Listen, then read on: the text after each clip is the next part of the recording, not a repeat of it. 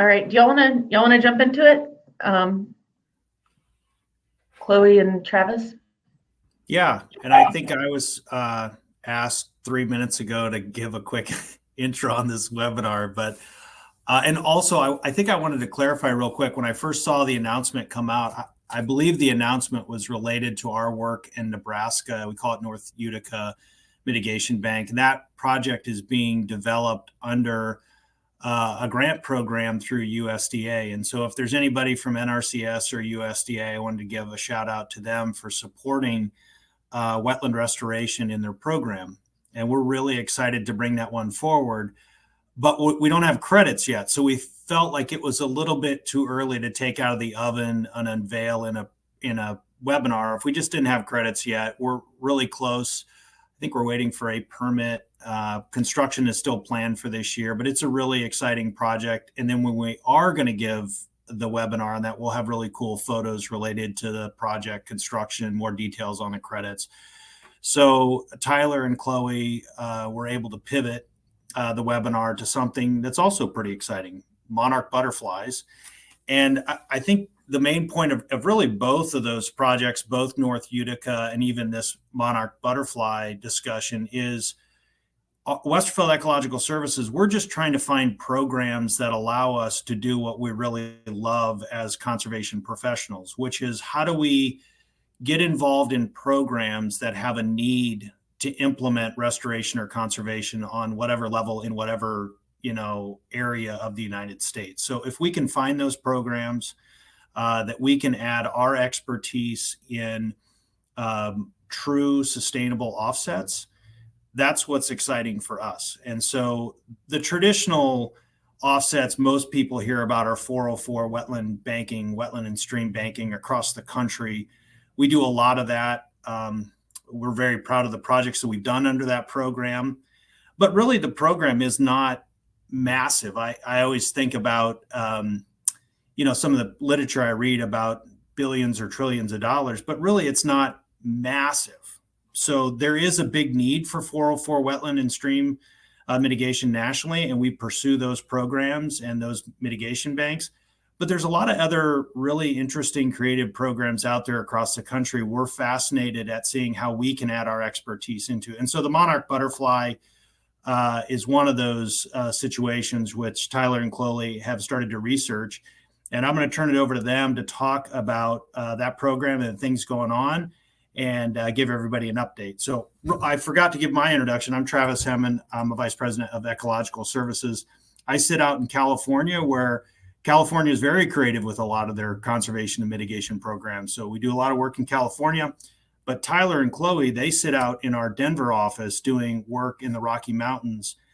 Small team there, looking to grow, looking to find really exciting opportunities. And again, this is one of them that they've uncovered, and they're going to do an update on that. So turn it over to Tyler and Chloe. I really appreciate everybody joining us on a Friday. Just a little bit of history about Westervelt. We are a privately held company that is actually a timber company based in Alabama. It was founded in 1884. Our division, which is Westervelt Ecological Services, was established in 2006.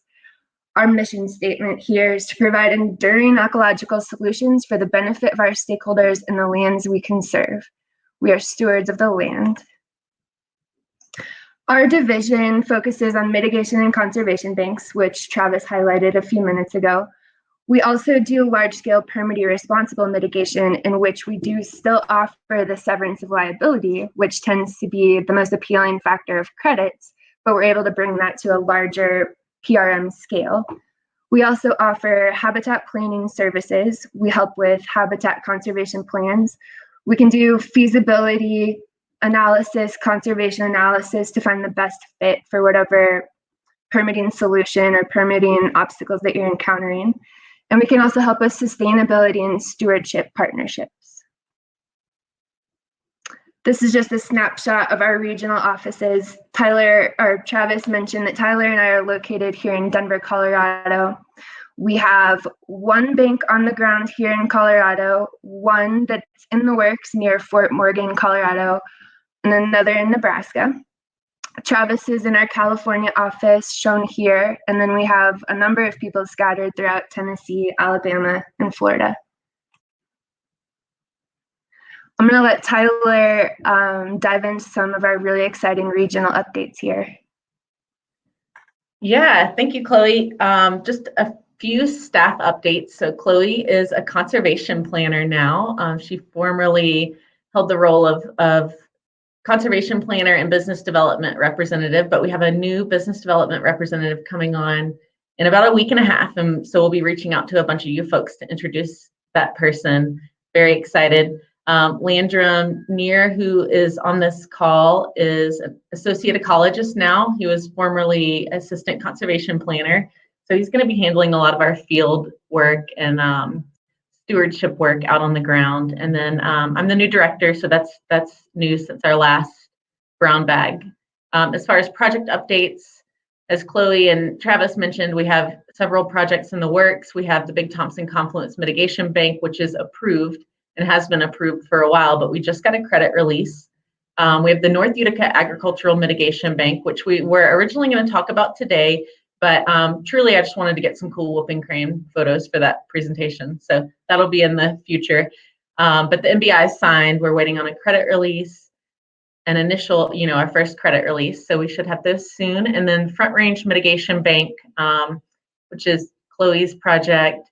It is in agency review. The draft final MBI is an agency review. So really exciting stuff on the personnel and the project level. So stay tuned. I can take this slide, Tyler. Just a few of our restoration numbers to date. We've been doing this for a while now, and we're proud to say that we've restored right around 3.5 miles of stream. Right around 30,000 acres have been managed or protected. We've done burn treatment on just over 8,000 acres. We have worked to protect 47 different species, and we have planted over 1 million trees. All right, back to you, Tyler. All right, so thank you so much for joining us to learn about butterflies. Who doesn't love monarch butterflies? So I'm going to be talking about the Candidate Conservation Agreement and Assurances Program today. This is a voluntary certificate of inclusion agreement program.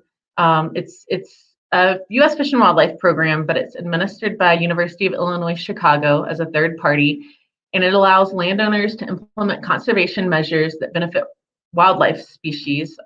This one particularly, the monarch butterfly, on lands where leaseholds or other property interests exist.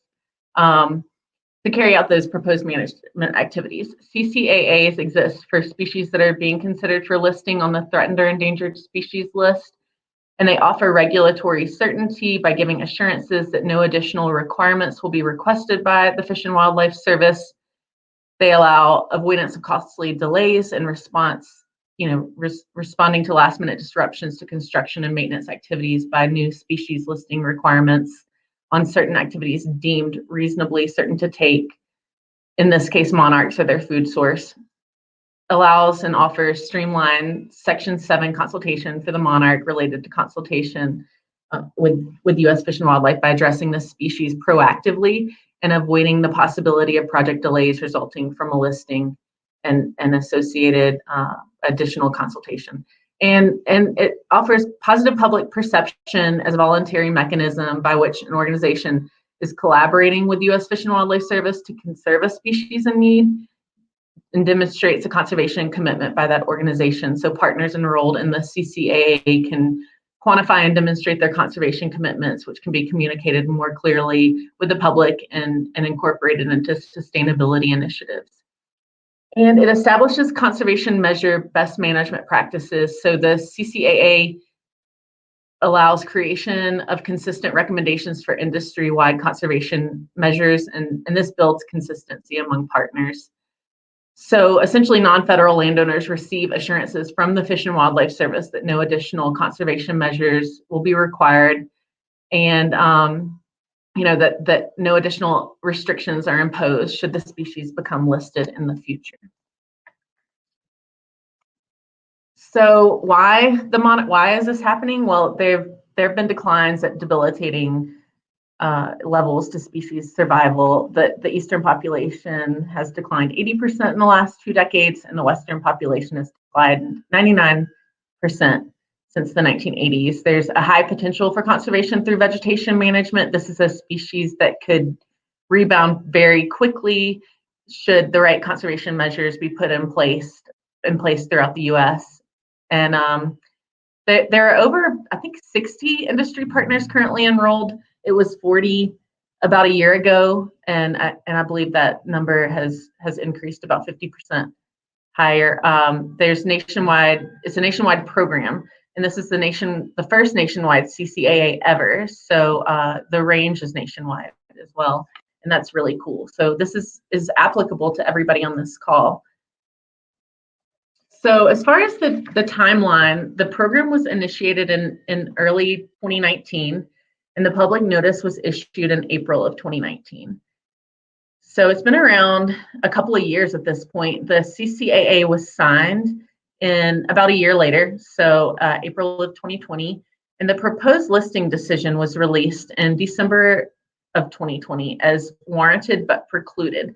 What that means is that the U.S. Fish and Wildlife Service, after reviewing all the data, the available data, did determine that the species needs to be listed. So that's the warranted part. The precluded part is that the service also said they don't have the resources to list the species at this time. That's a draft listing decision, so that is not the final. Things in the regulatory world constantly change with different administrations, and there are a lot of lawsuits currently associated with that decision. So we expect the final listing decision in December of this year, and it can very well change from that warranted but precluded to warranted, causing the species to be enlisted. With that listing decision is the program enrollment deadline. So because this is a voluntary certificate of inclusion program, enrollment into the program to get the program benefits must occur before the species is listed to show a demonstrated commitment to species numbers being, to the species population rebounding, as well as to get that regulatory certainty and those streamlined permitting benefits. So what covered activities? What does this cover? It's important to know that this is for existing projects. This is not for new projects. So it's all maintenance and modernization. This includes general operations, routine maintenance and modernization of infrastructure on enrolled lands, and occur in areas suitable that occur in areas suitable for the monarch butterfly. So low growing, early successional veg with milkweed or flowering plants used by monarchs for nectar. These activities that are covered may result in take of monarchs by removing or disturbing milkweed and blooming flowering nectar resources, or by killing immature or adult butterflies. So it's important to know that take is defined by the Federal Endangered Species Act as harass, harm, pursue, hunt, shoot, wound, kill, trap, capture, or collect, or any attempt to engage in such conduct. So stressing the species is considered take. You don't have to have dead monarch butterflies in hand to demonstrate take. So that's an important definition in this realm. Modernization is likely where clients are going to see the most, or participants are going to see the most benefit, but maintenance projects that arise can be quickly addressed if those enrolled lands do occur, or those activities do occur on enrolled lands. Examples include, but are not limited to, road surface repair, bridge construction and replacement, lane widening, interchange modification or construction, transmission line rebuilds, pipeline replacements, renewable energy infrastructure construction or modifications, and similar activities. So you can kind of think of it this way: if the monarch is listed in December and you need a nationwide permit 3 for maintenance of a pipeline, you would consult IPAC, and the species has a nationwide distribution. So you'd get a monarch hit if it's listed, and you need to perform habitat surveys, and the Corps would consult U.S. Fish and Wildlife Service if there's a jurisdictional federal nexus. So participation in this program would ensure streamlined consultation with U.S. Fish and Wildlife Service for monarchs on these right-of-ways and facilities that you've enrolled, giving you some certainty of what that consultation would look like. All right, so enrollment in the program looks like this. It's a 28-page application with there's an application fee for the first year and then administrative fees for every year you're enrolled, determination of adopted acres, so those are your enrolled lands, and then commitment to specific conservation measures on those adopted acres. So the application includes applicant info, of course, existing conditions. So existing conditions of the potentially suitable habitat to be enrolled in the program, a participation agreement, which outlines adherence to conservation measures, paying applicable fees and annual fees, reporting change circumstance, implementation of agreed upon measures within the first full calendar year following receipt of the certificate of inclusion. There is an alternative kind of ramp up timeline if you have a lot of facilities you're enrolling or there are challenges with those facilities. And so the program is allowing a grace period of up to 5 years if needed, as opposed to that implementation within the first full calendar year.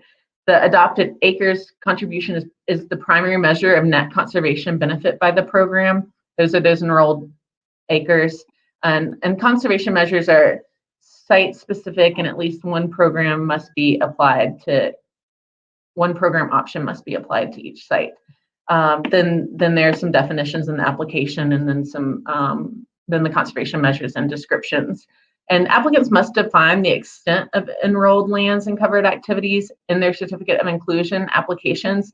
Many applicants are taking the approach of enrolling all facilities nationwide or all facilities within a region, but it's really important to understand that, if you're not sure about what you want to enroll something and you're in the program, that can be modified later. The adopted acres and the amount of enrolled acres can be modified, but program participation must occur before December 15th of this year. And then, if you want to make some changes to the program enrolled acres, you can do that following that enrollment.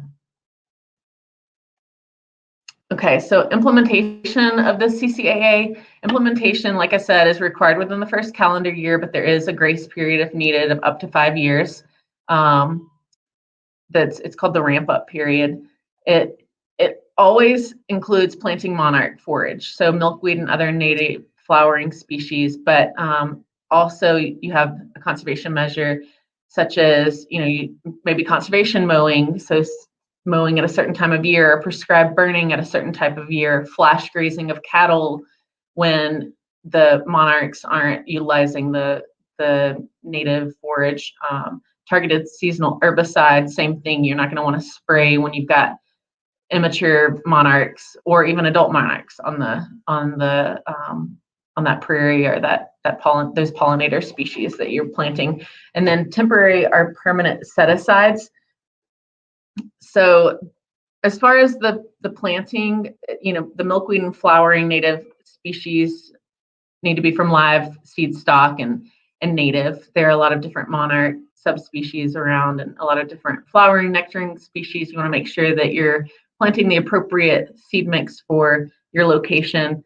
And then like as far as targeted seasonal herbicides, they can consist of targeted foliar treatments, cut stump treatments, or basal treatments. And the general treatment timing varies by application. Foliar would be different than maybe cut stump or the basal treatments.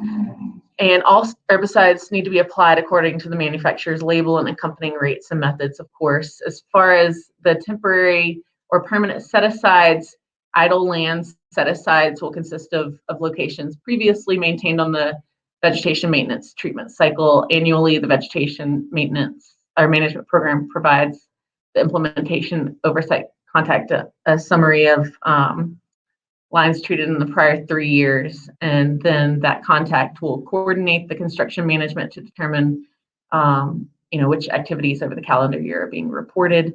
And and the remaining acres can be reported as idle land set asides. And that's very confusing and doesn't make a ton of sense to me, but I'm happy to talk to anyone offline about that and dig into that further. As far as reporting, so once you're in the program and you have that annual reporting, it's essentially a description of maintenance activity performed and when and how those enrolled acres are being maintained, and some maps and figures, effectiveness monitoring, which essentially is filling out a pollinator scorecard and conducting habitat surveys, the actual reporting, so some submittal of documentation to the program administrator, fee payment, and all that occurs before December 31st of the year for which you're reporting.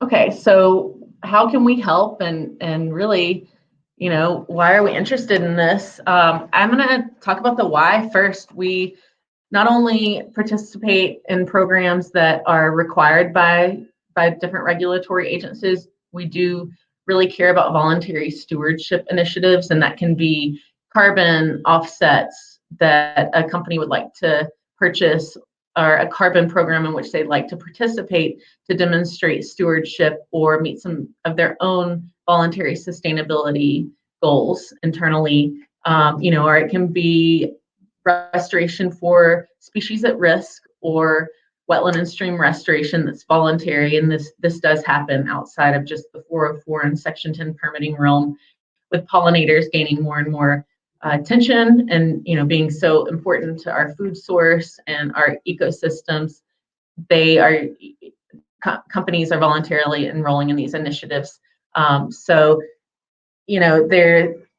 Other than the program benefits of demonstrating a commitment to conservation to the U.S. Fish and Wildlife Service, there are program benefits that you can tout internally as part of your sustainability and stewardship efforts. So we really like to be a part of that. It makes us feel warm and fuzzy inside. Everybody likes pollinators and butterflies, and so just something cool to make us feel good and help out some other companies that are trying to do those measures. So what we do is, we can help identify and enroll potential enrolled lands and adopted acres. We can do a desktop analysis of an existing right-of-way facilities and help identify appropriate conservation measures, preparation of application, any negotiation required. A minimum of one conservation measure must be applied per site, so we can help identify that, like I said before. And we can develop conservation and management plans, kind of a step-by-step instruction on habitat management, should this program be something that the companies want to bring in-house. So turn over to their operation folks and let them handle it. And then, we can help implementation of conservation measures and monitoring and reporting, but most companies are really trying to do that in-house, like I said, so that step-by-step guide can be very helpful in that regard, and also be a cost-saving mechanism in the long run. So other program details, this is a programmatic CCAA as opposed to an umbrella CCAA, meaning a single federal register notice is issued. A program admin, in this case, University of Illinois Chicago, oversees the program and facilitates collaboration and information sharing. And this programmatic CCAA allows greater flexibility for a program admin to respond and adapt to program needs as needed. In an umbrella CCAA, applicants report directly to U.S. Fish and Wildlife Service, but like I said, the benefit of this is really the adaptability. So there is an adaptive management option. There is the ability to work with the University of Illinois Chicago program administrator and make changes to the way you've enrolled your lands or the conservation measures to which you've committed. And that's a really nice benefit of this type of CCAA. So the program admin at one point told us that there are plans for a memo or some sort of guidance as far as what exactly that step-by-step consultation will look like between agencies. This is voluntary, so you can terminate at any time. You're not on the hook for anything It's completely voluntary. And like I said, you can change your commitments. If it's not working out, you can work with that program admin because it is a voluntary program. And while the use of native seed mixtures is more expensive than exotics typically used, the exotic cool season grasses, the long-term maintenance costs associated with utilizing warm season native grasses can be reduced. So there's associated potential maintenance savings and indirect ecological, environmental, social, and economic benefits to their use. And I have some papers on this topic, so some peer-reviewed manuscripts. If anybody's interested, please let me know. I'd be happy to distribute that information. Okay, so a lot of folks ask, what happens if the species isn't listed? The program still exists, and so the benefits of being involved, should this species not be listed, are regulatory assurances during legal challenges, because if the species isn't listed, there will for sure be legal challenges, and so there could be an immediate and expedited listing as a result of those legal challenges. And so this gives you some regulatory certainty of what the future would look like associated with a listing in that consultation. There's the potential to preclude the need for a future listing. So if this 60 plus folks that are involved in the program are successful in helping the species rebound, then there is no need for listing, and that's less regulations to have to navigate. There's the positive public perception. Like I mentioned before, a lot of folks are doing this as part of their stewardship and sustainability initiatives. So it's something you can tout in that reporting, and it looks good. It looks like, it demonstrates the conservation to commitment, not just to the agency, but to the public. And then the agreement could be amended to incorporate additional species as pollinators are listed, which is likely. We're seeing bees being proposed for listing and whatnot. So, it could be amended to also benefit that consultation. So, yeah, that is largely the presentation. And I drank coffee with cordyceps mushrooms in it, so I probably sped through that really fast. I feel very energized right now. So please, we've got plenty of time. We've got like 29 minutes. Let me know if you have any questions, and we'd be happy to answer those. Travis Beakley asked, so no, they don't have to remain unmowed, Travis. It's just more of timing. So if you decide that your conservation measure is seasonal mowing, it would just be outside of the time at which the pollinators are utilizing that native prairie or those milkweeds and native flowering nectar sources. Good question. If seasonal grazing is used for maintenance, then the timing would be greatly affected. Yeah, I mean, I think so, Chad, especially if you're used to grazing in the summer. We're talking more about a flash grazing type program. So depending on where you are, like if you were in Colorado, the timeline would be greatly reduced for grazing. But if you were maybe in Louisiana, it would be taking cattle off for several months, but they can obviously graze year round. Scott, how do you find out where the butterfly habitat is? There's a program called IPAC that the U.S. Fish and Wildlife Service uses. And so I'm going to look it up right now and share it. It is basically a program in which you can load your footprint, and it'll tell you what species occur within your footprint. And so I just shared that. But there are range maps, so it's a pretty nationwide distributed species, but it does not occur everywhere nationwide, and it only occurs where there's suitable habitat. So you're not going to have them occurring in forests. Typically, it's going to be those low-growing native grass prairies. So I can also share that, and I am saving the chat, so I'll be able to reach out to everybody who's asking questions following this. Well, if there's no further questions, we can certainly end early and follow up via email. You can absolutely reach out to Tyler or myself via email for any follow-up questions if you think of anything. We really appreciate everyone joining,